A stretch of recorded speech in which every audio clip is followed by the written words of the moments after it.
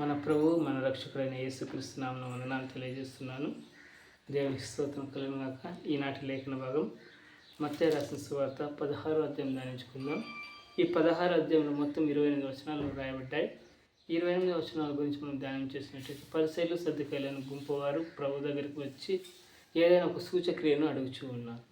కానీ యేసుక్రీస్తు ప్రభువారు అంటున్నారు, యోనా సూచక్రియ వల్లే తప్ప ఏది మీరు అడగడం లేదు. యోనా ఎలాగైతే 3 దినములు చేప కడపలో ఉండి 3 దినముల తర్వాత తిరిగి ఈ భూలోకానికి మీద వచ్చాడు, నేను కూడా మరణించి తిరిగి లేస్తానని విశ్వాసముతో ఆయన తన యొక్క పునరుత్థానం గురించి చెప్తున్నాడు. ఎందుకంటే మీరు వ్యభిచారమైన చెడ్డతరం వారు అంటున్నారు. అందుకే ఈ లోకంలో మనం ప్రభుని విశ్వసిస్తాం, రక్షణ పొందుకుంటాం, ప్రభు సన్నిధిలో ఉంటాం, కానీ తిరిగి లోకానికి వెళ్ళిపోవాలని ఆశపడుతూ ఉంటాం. అదేంటో మరి లోకంలో పాపం అనేది, పాపం వల్ల మరణం వచ్చుచున్నదని పరిశుద్ధ గ్రంథం తెలియజేస్తూ ఉన్నది.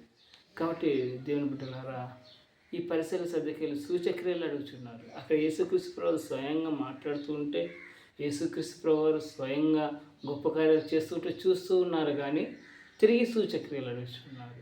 ఎందుకంటే వీరు వ్యభిచారమైన చెడ్డతరమైన వారని యేసుక్రీస్తు ప్రభువు బోధించినట్టుగా చూస్తున్నాం. అంతేకాకుండా ఆయన శిష్యులు ఆయన దగ్గరికి వచ్చినప్పుడు ఆయన అంటున్నాడు, పరిసయ్యులు సద్దూకయ్యులు పులిసిన పిండిని గురించి జాగ్రత్త పడి. పులిసిన పిండి అంటే పులిసిన పిండి దేనికి పనికిరాదు, అది చెడిపోయి ఉంటుంది, కాబట్టి ఏది పనికిరాని వ్యర్థ పదార్థం. అలాగనే ఈ పరిసయ్యులు సద్దూకయ్యుల గురించి మీరు జాగ్రత్తగా ఉన్నానంటే శిష్యులు అనుకున్నారంటే రొట్టెల గురించి ఉపమానం చెప్తున్నాడేమో.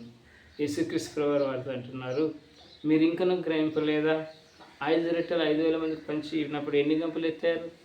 అలాగే 7 రొట్టెలు కొన్ని చేపలు పంచిపెట్టినప్పుడు ఎన్ని గంపలు ఎత్తారని అడిగినప్పుడు వారితో అంటున్నారు, పరిసయ్యులు సద్దూకయ్యులు మనుషులను గురించి, ఆ తెగ ఆ గుంపు వారిని గురించి మీరు జాగ్రత్తగా ఉండండి అని తన శిష్యులతో చెప్పాడు ప్రభు అయిన యేసుక్రీస్తు వారు. అంతేకాకుండా యేసుక్రీస్తు ప్రభు ఫిలిప్పీయులైన కైజేర ప్రాంతానికి వచ్చినప్పుడు శిష్యులను అడుగుతున్నారు, మనుష్య కుమారుడు జనులు ఎవరైనా చెప్పుకున్నారని అడగగా వారిలో అంటున్నారు, కొందరు బాప్తిజం ఇచ్చి యోహాననియు, కొందరు ఏలియానియు, కొందరు యోహాననియు, కొందరు ఇర్మియానియు, కొందరు ప్రవక్తల్లో ఒకరని అంటున్నారంటే, పేతురైతే ప్రభువా నీవైతే సజీవుడైన దేవుని కుమారుడైన క్రీస్తు అని చెప్పాడు.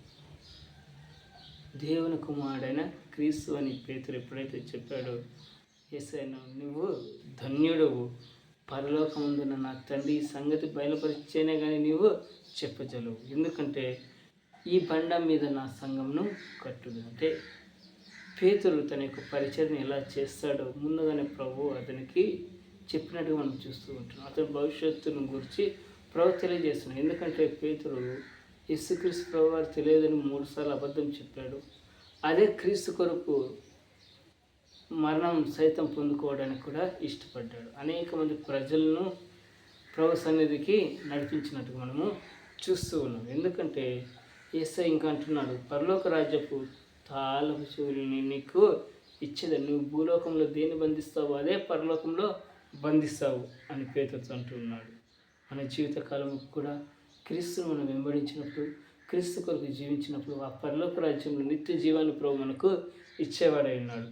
అంతేకాకుండా యేసుక్రీస్తు ప్రభువారు తన శిష్యులతో అంటున్నాడు, యెరూషలేముకు వెళ్ళినప్పుడు పెద్దల చేతను, యాజకుల చేతను, శాస్త్రుల చేతను అనేక హింసలు పొంది 3వ దినం తిరిగి లేచుతూ అగత్యమని తన గురించి, తన మరణాన్ని గురించి, తన శిలువ మరణాన్ని గురించి యేసుక్రీస్తు ప్రభువారు తన శిష్యులతో చెప్పినట్టుగా ఈ అధ్యాయంలో చూస్తున్నాం. అయితే పేతురు అంటున్నాడు, ప్రభువా అది నీకు ఎన్నడూ కలగకూడదు ప్రభు అంటే, యేసయ్య అంటున్నాడు, సాతానా వెనుకు పొమ్ము, నువ్వు అభ్యంతరపడుటకు కారణమైనావు అని అంటున్నాడు. ఎందుకంటే యేసుక్రీస్తు ప్రభువారు వారితో పోలుస్తున్నాడు. తన శిష్యులను చూసి ఎవడైనా నన్ను వెంబడించి గోరిన ఎడల తన శిలువను ఎత్తుకుని వెంబడించేవాళ్ళు. ఎందుకంటే తన ప్రాణం రక్షించుకున్నవాడు దాన్ని పోగొట్టుకుంటాడు. అతనికి ఏం ప్రయోజనం? నా కొరకు ఈ లోకంలో జీవిస్తే అనేక ఆత్మలు సంపాదిస్తే నేను మీకు సిద్ధపరిచిన బహుమానం నేను మీకు ఇస్తాను. ఎందుకంటే ఒకడు లోకమంతా సంపాదించుకుని తన ప్రాణాన్ని పోగొట్టుకుంటే ఏం ప్రయోజనం? ఒకడు లోకాన్ని అంతా సంపాదించుకున్నాడు, పేరు ప్రఖ్యాతులు సంపాదించాడు, ఆస్తిపాస్తులు సంపాదించాడు, కానీ తన ప్రాణాన్ని పోగొట్టుకుంటే ఏం ప్రయోజనం? అందుకే దేవుడు అంటాడు, ఆకాశ పక్షులను చూడండి, అవి విత్తవు కోయవు, ఆయనను పరలోక తండ్రి పోషిస్తున్నాడు. మనిషి ప్రయాస ఎటువంటిదంటే జననం మొదలుకొని మరణం వరకు ప్రతిదినం తన యొక్క ప్రయాణం ఎలా ఉంటుందంటే తన జీవితం కొరకు, తన కుటుంబం కొరకు ఆరాటపడుతూ ఉంటాడు. ఎందుకంటే ఈ 70-80 ఏళ్ళ ఆయుష్ కొరకు ఈ లోకంలో అది సంపాదించాలి, ఇది సంపాదించాలి, ఇలా జీవించాలి, అలా జీవించాలని తనను తాను హెచ్చించుకుంటూ కష్టపడి పనిచేస్తూ తిరిగి లోకంలో పాడైపోయే పతనమైన స్థితికి వెళ్ళిపోతున్నాడు మానవుడు. అందుకే ఈ టెక్నాలజీ ఎంత పెరుగుతుందో పాపం కూడా ఎంత విస్తరిస్తూ ఉన్నది. మనం చూస్తున్నాం, టెక్నాలజీ పెరిగే కొద్దీ మనుషుల యొక్క పాపము పెరిగిపోతూ ఉన్నది. అందుకే ప్రభు ఈ లోకానికి వచ్చి మన పాపం దోషోన్నితమైన శిలువలో ప్రాణం పెట్టాడు. ఎందుకంటే ప్రయాసపడి భారం మోసుకుని సమస్త జన్మలను నా యుద్ధకు రండి, నేను మీకు విశ్రాంతిన ఇస్తానన్నాడు దేవుడు. అందుకే ఏం ప్రయోజనం? మనిషి కుమారుడు తన తండ్రితో వచ్చినప్పుడు తన దూతలతో రాబోవచ్చు, అప్పుడు ఎవరి క్రియలు చొప్పున వానికి ఇచ్చు ఫలం నా యుద్ధ ఉన్నది అంటున్నాడు. ఈ లోకంలో మనం ఎలా జీవించాము, ఈ లోకంలో మనం ఎలా దేవుడు మనకి ఇచ్చిన ఈ ఆయుష్ కాలంలో మనం ఎలా జీవించాము అనేది ప్రతిదీ ఒక్కటి కూడా దేవుడు ఒక రోజున మనల్ని లెక్కిస్తాడు. ఎందుకంటే ఒక పని చేస్తే ఒక కంపెనీలో ఒక ఉద్యోగి పనిచేస్తున్నప్పుడు అతనికి నెల జీతం ఇవ్వాలంటే అతడు పని చేస్తున్నాడా లేదా అని ఆ పై అధికారి సంస్థని పరిశీలిస్తాడు. అంటే ఆ ఉద్యోగం ద్వారా కంపెనీకి ప్రయోజనం ఉందంటేనే అతనికి వేతనం అందిస్తాడు. ఒకవేళ ఊరికే వచ్చాడు వెళ్ళిపోయాడు పని చేయకుండా ఉన్నాడంటే వేతనం ఆపివేస్తాడు. ఎందుకంటే పని వాడి జీతానికి పాత్రుడని పరిశుద్ధ గ్రంథం తెలియజేస్తుంది. కాబట్టి మనం లోకం అంతా సంపాదించుకొని మన ప్రాణాన్ని పోగొట్టుకుంటే ఏం ప్రయోజనం? కాబట్టి లోకంలో ఉన్నప్పుడే, ఈ దేహంలో దీపం ఉన్నప్పుడే మనం ప్రభు కొరకు జీవించుదాముగాక. ఇంకా ఆయన అంటున్నాడు, ఇక్కడ నిలిచిన వారిలో కొందరు మనుష్య కుమారుడు వచ్చుట వరకు మరణం చూడాలని నిత్యము మీతో చెప్పుచున్నాను. అంటే మనుష్య కుమారుడు వచ్చినప్పుడు మరణం రుచి చూడంటున్నాడు. అంటే దాని అర్థం ఆత్మీయతంగా మనం ఆలోచన చేస్తే ఆయన ఈ లోకంలో మన కొరకు మరణించి తిరిగి లేచిన తర్వాత అనేక పరిశుద్ధ మంది సమాధులలో నుంచి పరిశుద్ధులైన ప్రజలు తిరిగి లేచినట్టు మనం చూస్తున్నాం. అంటే తన యొక్క శిష్యులకు చెప్తూ ఉన్నాడు, మీరు లోకంలో శ్రమ కలుగుని, మీరు ధైర్యం తెచ్చుకుని లోకాన్ని నేను జయించున్నాను. అంటే మరణం రుచి చూడంటే మరణం రాదని కాదు ఇక్కడ అర్థం. ప్రతి మనిషికి మరణం వస్తుంది, తిరిగి ఆ మరణంలో తిరిగి జీవం ఉంది. ఆ జీవంలో అంటే ఈ 12 మంది శిష్యులు కూడా ఆ పరలోక పట్టణంలో గుమ్మంలో పేర్లు రాయబడి ఉంటాయని ప్రకటన గ్రంథంలో మనము చూస్తూ ఉంటాం. ఎందుకంటే ఈ లోకం మహా అయితే మనం 70-80 సంవత్సరాలు జీవించగలం అయితే, కానీ క్రీస్తు రాజ్యంలో 1000 సంవత్సరాల రాజ్యం నేను ఉండాలంటే ఈ లోకంలో క్రీస్తు వలె, క్రీస్తు మాదిరిగా, క్రీస్తు చెప్పిన ప్రకారం ఈ లోకంలో జీవించినట్టయితే ప్రభు మనల్ని ప్రేమించేవాడైనాడు, మనం క్షమించేవాడైనాడు, మనం ఆదరించేవాడైనాడు, మనల్ని నిత్య జీవానికి తీసుకెళ్ళేవాడైనాడు. అందుకే ఈ అధ్యాయం అంతా ధ్యానించినట్టయితే మనం సూచక్రియల్లో నమ్మి వెళుతున్నాం కానీ దేవుని సన్నిధికి, కానీ ఆత్మీయమైన జీవితంలో మనం వెనకడిగేస్తూ ఉన్నాం.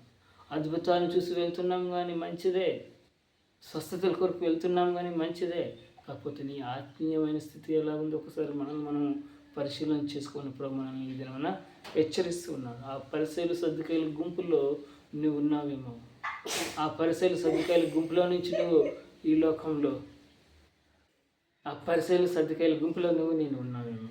కాబట్టి ఆ గుంపులో నుంచి బయటకు వచ్చి క్రీస్తు కొరకు మనం జీవించినట్టయితే క్రీస్తు అంటున్నాడు తన దూతలతో ఆయన వచ్చినప్పుడు మనల్ని తిరిగి నిత్య జీవానికి తీసుకెళ్ళేవాడు. ఆయన ఎంత గొప్ప ధన్యత అండి. మనం పులిసిన పిండి వలె మనం ఉండకూడదండి. పులిసిన పిండి పనికిరాదు దేనికి. కాబట్టి మనము దేవునికి ఇష్టమైన బిడ్డలుగా ఈ లోకంలో జీవించి దేవుని పరిచయ నిమిత్తం దేవుని ప్రేమని ఇతరులకు తెలియజేసేవారమై ఉండాలి. అందుకే యేసుప్రభు అంటాడు, ఒక నన్ను ప్రేమించిన యెడల నా ఆజ్ఞలు గైకొన్ను, నేను నా తండ్రి వానితో నివాసం చేసి వాని ఇంట భోజనం చేసేదాన్ని. కాబట్టి ప్రభువు వల్ల మనం ఈ లోకంలో అనేకులకు మాదిరిగా జీవించాలి. క్రీస్తు ఎలాగైతే మనకు మాదిరిగా ఉన్నాడో మనం కూడా మన ఆత్మీయమైన జీవితంలో మనం ఇతరులకు మాదిరిగా ఉన్నప్పుడు ప్రభు మనల్ని హెచ్చరించేవాడైనాడు, మనల్ని హెచ్చరించి సరైన మార్గంలో నడిపించేవాడైనాడు. కాబట్టి మనము అటువంటి గొప్ప కృపను మనము పొందుకుందాము గాక. ఈ మాటలు మీ వినికిడిలో దేవుడు మిమ్మల్ని మీ కుటుంబాలను దీవించి ఆశీర్వదించును గాక. ఆమేన్.